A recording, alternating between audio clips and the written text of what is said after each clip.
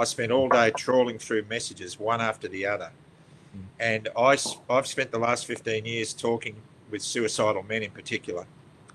And some of these messages are frightening me. They really are. I would dearly hope that somebody is monitoring the suicide rate in these draconian lockdowns and situations we're being forced into.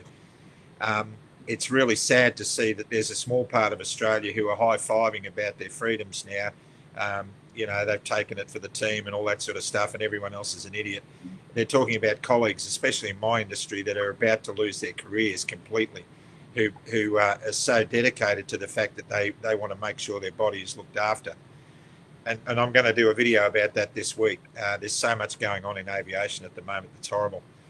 But I am totally and utterly perplexed at the number of people who are reaching out, and I can't reach them, and I can't put them in touch with anybody because the system is just completely shut down. And it's criminal. You know what? It is absolutely criminal. And Daniel Andrews, you've got a lot of questions to answer, my friend. You have a lot of questions to answer. You are behaving in a way that's absolutely horrific to the people in Victoria. And the Prime Minister also.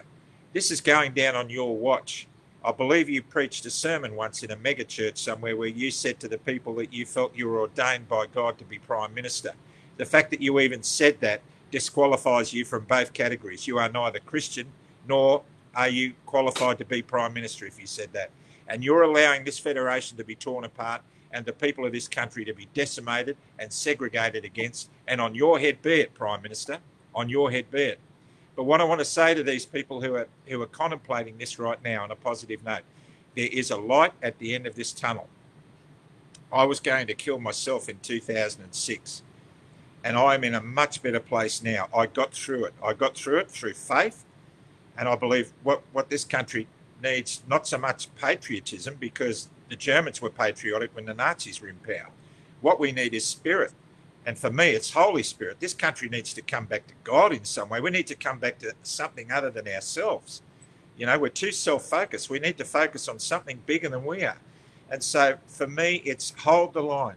You know, if you, whatever you decide to do, don't think you're going to be an outcast. Don't think you're going to be alone.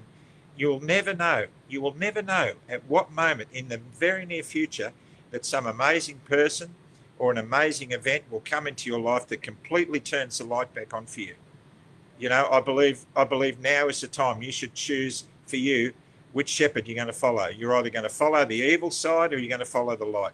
But for goodness sake, stay in the light, hang on to the promise, hang on to the hope, because I'm living proof that your whole life can turn around.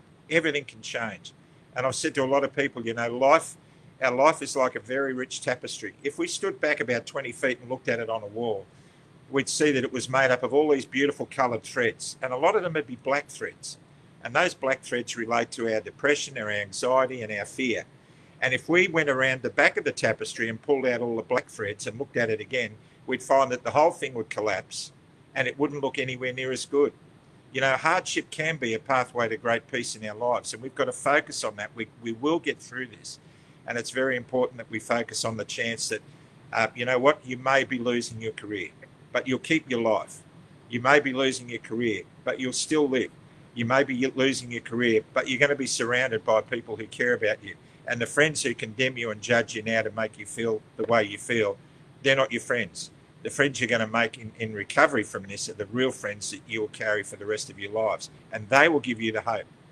So the antidote, the vaccine for the fear epidemic that we have at the moment, driven by media and government and bureaucrats, the antidote for that fear is hope. The antidote for that pandemic is hope. And there is hope, because there are a lot of people like us who are standing up.